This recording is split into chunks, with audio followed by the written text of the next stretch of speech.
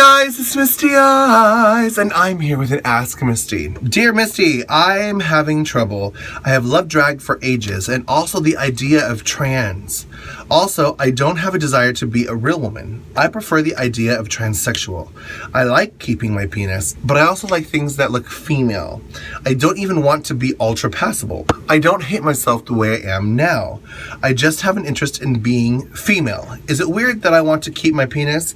Is it weird that I wouldn't care if people called me he or she? Is it weird that I would prefer to be a transsexual instead of a real woman? I'm so confused and I hope that you can help. Love ya. Well, first of all, darling, I don't think that you are confused at all. You obviously know what you want. And I think that you are 100% normal. I think back in the day when being trans was first discovered and became a reality, I think back then a lot of girls became post-operative. But there's a lot of complications and a lot of problems with being post-operative. There's a lot of complications and a lot of problems with this surgery. They have not perfected it for male or female trans people. So nowadays, there's a lot of trans men and women that never get the bottom surgery, especially since laws have passed to where you can change your ID to female and not be post-op. Because before, you would have to have a male driver's license if you had a penis. You could be castrated and still have your penis, your driver's license still said male, your passport still said male. Those laws have changed. So, you're actually in the majority with that being said. Most women stay preoperative with their genitals bottom surgery. As far as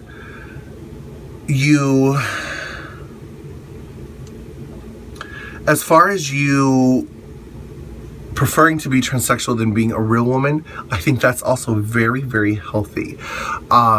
You'll never be a real woman, even if you did get the bottom surgery. You will always be a trans woman. And nobody is ever 100% clockable. Gigi Gorgeous, who I think is stunning and gorgeous, her passport says female and she just got denied entry to Dubai because somebody on the plane knew she was transgendered. Someone is always going to know you're transgendered. That's just the way it is. It's a harsh reality. You're always going to be different. You're always going to be unique. You're always going to be a little weird. And that's okay. I think it's great that you are embracing who and what you are. That is awesome and I totally applaud you. Now, at the beginning of your question, you said, is it weird that I wouldn't care if people called me he or she? In the beginning of my transition, for the first 3 years, I didn't tell anyone that I was on hormones. Nobody. Not except for my doctor, nobody knew. My drag queen friends, like even my roommate in Chicago. I go to Chicago twice a year with my friend Nicole from Lips, and we watched Mr. and Miss Continental together. We roomed together, and one time she was like, "Bitch, you take a lot of pills," and I lied and said, "Oh yeah, it's because of my gout, and the rest are vitamins." Yeah, I have a gout pill in there. One. The rest are hormones. And so I denied it from her, even though she's a trans woman. I didn't want anybody to know, but also I wasn't shoving my gender identity down anyone's throat. If I was in public, in fact, I was in Chicago with her, and I wasn't painted, I wasn't wearing breasts, I wasn't trying to pass as a woman, and I was in Einstein Bagels, and I was like, "Excuse me, where's the restrooms?" And she goes, "Right there." So I went to the restroom, and I went down there, again, in somewhat male attire. I haven't owned men's clothes in a long time, but man-ish, or I thought man-ish appearance. Again, early in my transition. And I went down there and it was the women's bathroom and there was no men's bathroom. I looked around and the men's bathroom was completely on the opposite side of Einstein Bagels. So I was like, oh, fuck. Do I walk all the way to the end and embarrass myself, embarrass her, and be like, oh shit, that I went to the men's bathroom?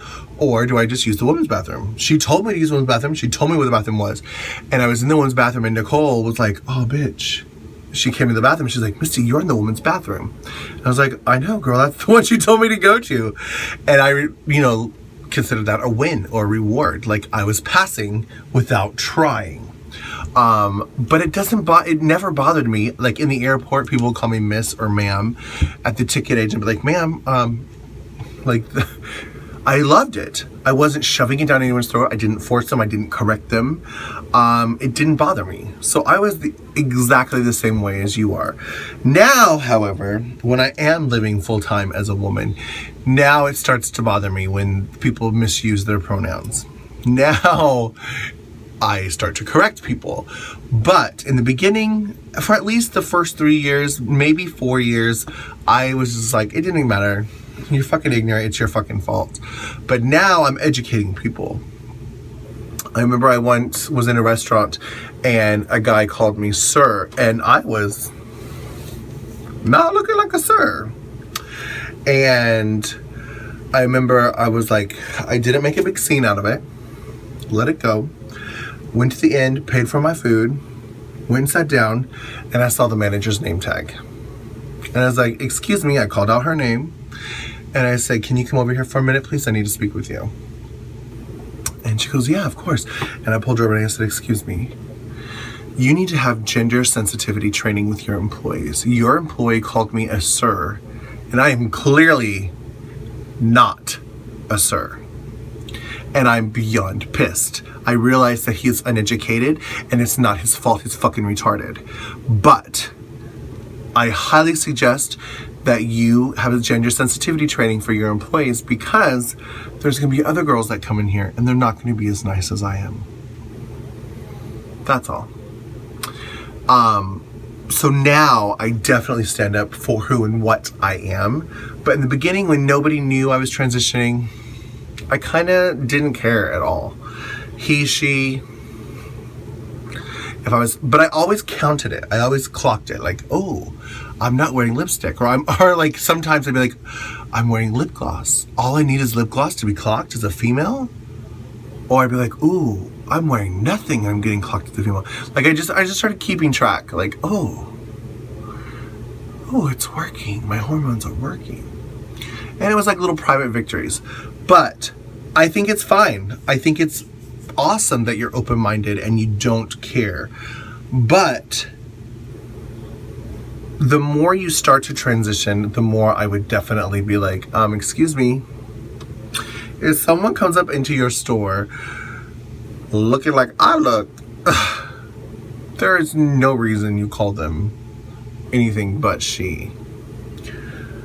I think that would be the best way to be when you start to actually transition. I'm not sure if you are transitioning, but yeah, there's nothing wrong with being a preoperative transsexual, and there's nothing wrong with being a transgender woman for the rest of your life, and there's definitely 100% nothing wrong with you being comfortable no matter what you look like, passable or not. I think that's very healthy. I think it's unhealthy when people have these expectations of them being 100% passable. Like, one day I'm going to be unclockable. Bitch, children can clock the best trannies. Like, I've been in 7-Eleven with trans girls that I don't think are clockable at all. And then kids would be like, Mommy, she's a boy. I don't know how the fuck they knew. They just knew. So there's always some people with a sixth sense, and they will always know. So it's awesome you have an open-minded and a comfort level that a lot of girls don't have. I don't think transitioning is about being 100% passable. I think transitioning is being your true, authentic self and living your life as you feel fit and as you desire. That's what transitioning is to me. So good luck with your transition, and loving you is easy.